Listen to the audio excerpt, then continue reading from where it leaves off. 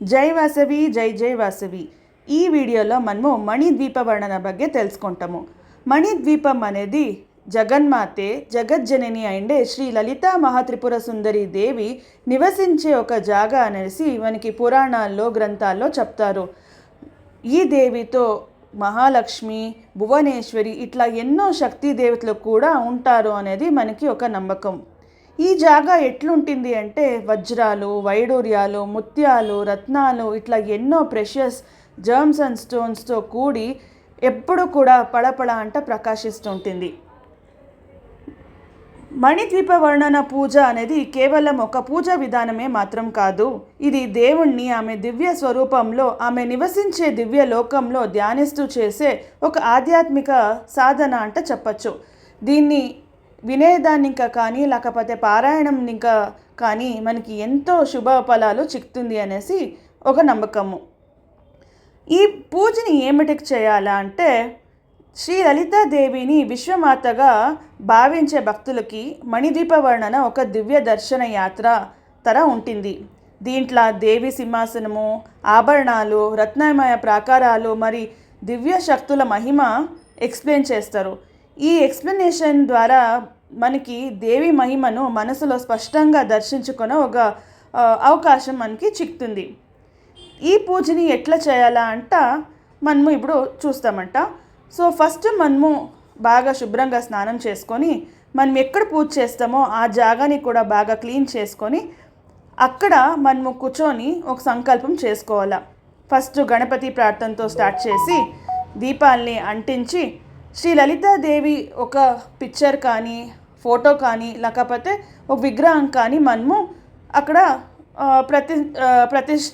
ప్రతిష్ఠించి ఫ్లవర్స్తో మనము పూజ చేసుకోవాలా. సాంప్రదాయం ప్రకారము లలితా సహస్రనామ లేకపోతే ఇతరే దేవీ స్తోత్రాల్ని పారాయణం చేసుకోవచ్చు. అదైనటికి మణిద్వీప వర్ణాన్ని భక్తి శ్రద్ధలతో మనము పారాయణం చేసుకొని చేయొచ్చు.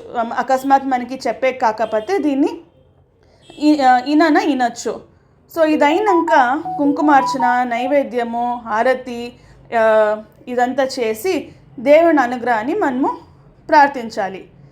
దీన్ని ఎప్పుడు చేయాలి, ఎన్ని సతిలు చెప్పుకోవాలి అంటే జనరల్గా ఎవ్రీ ఫ్రైడేస్ చేసుకోవచ్చు. లేకపోతే శ్రావణ మాసంలో వచ్చే ఫస్ట్ ఫ్రైడేని ఇంకా స్టార్ట్ చేసుకొని 9 వీక్స్ ఆఫ్ ఫ్రైడేస్ మనము దీన్ని చేసుకోవచ్చు.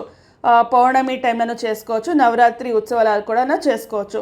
సో మనము ఫ్రైడేస్ చేసేటప్పుడు ఒగ్గు ఫ్రైడేకి మనము ఈ మణిద్వీప వర్ణన అనే దాన్ని 9 టైమ్స్ చెప్పుకోవాలా. సో ఎవ్రీ ఫ్రైడే మనము 9 టైమ్స్ దీన్ని చదువుకుంటే మనకి చాలా అంటే చాలా మంచిదవుతుంది.